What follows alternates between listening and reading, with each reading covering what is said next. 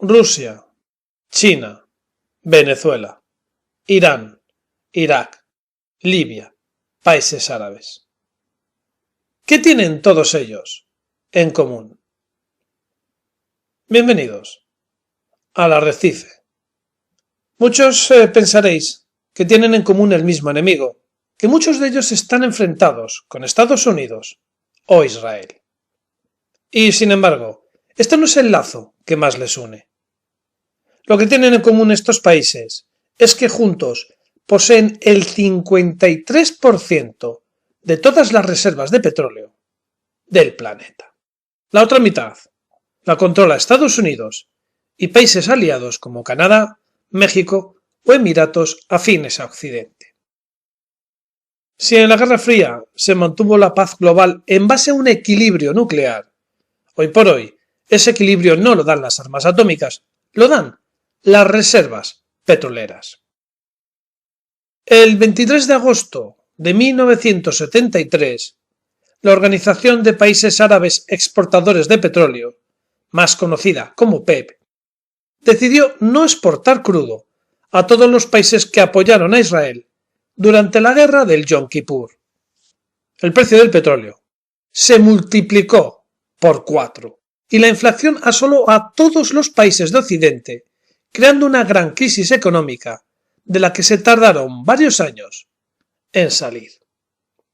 Si Rusia, China o los países árabes repitieran esta acción de forma coordinada, sería un durísimo golpe a la economía occidental, pero con las reservas de petróleo de Occidente se podría salir al paso de la situación. Por otra parte, Estados Unidos y sus aliados podrían hacer lo mismo e igualmente subir el precio del crudo, incrementando de rebote el precio del resto de las materias primas, lastrando así el crecimiento del gigante chino. Pero, ¿qué pasaría si se agotaron esas reservas en uno de los bandos y este equilibrio se rompiera? El peligro, para el que quedara en minoría, sería notable. Si un bloque dejara de poner petróleo en los mercados internacionales y a consecuencia de ello el otro bloque agotara sus reservas de petróleo, pondría en un grave compromiso la economía de esa zona.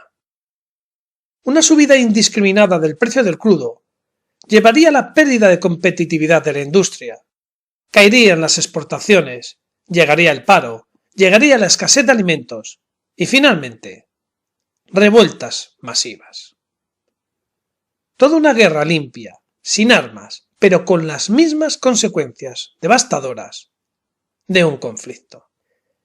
Si bien cada vez hay más eficiencia energética y nuevas fuentes de energía, estas no son suficientes para contrarrestar el aumento de población que ha llegado recientemente a los 7.000 millones de habitantes, pero que antes del 2050 se habrán convertido en 10.000.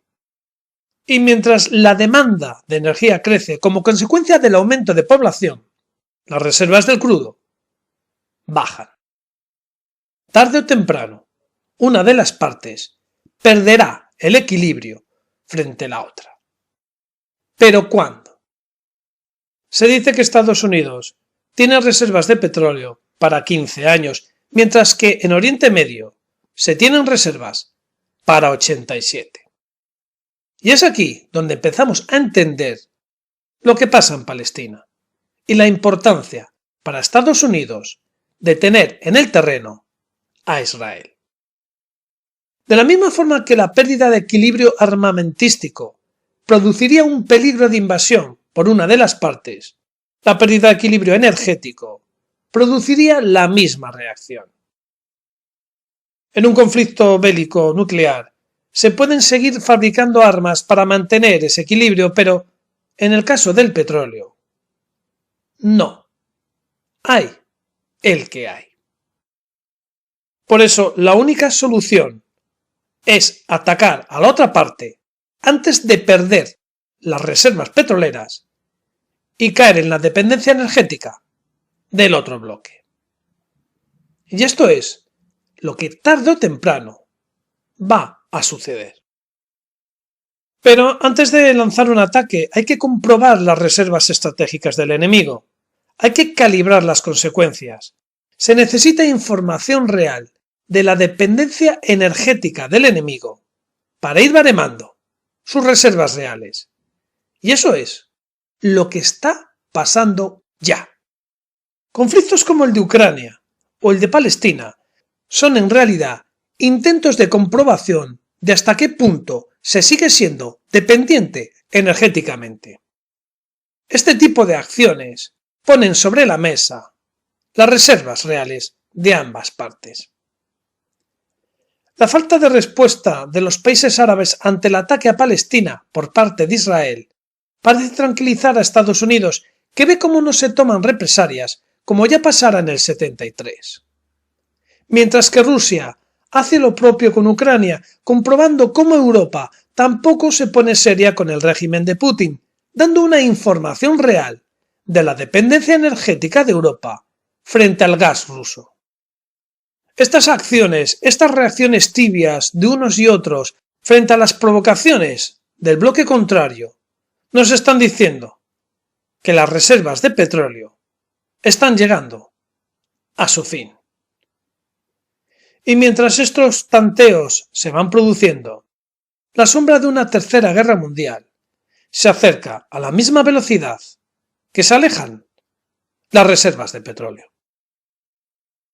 Esperamos que os haya gustado este vídeo y os animamos a que os suscribáis aquí, al Arrecife.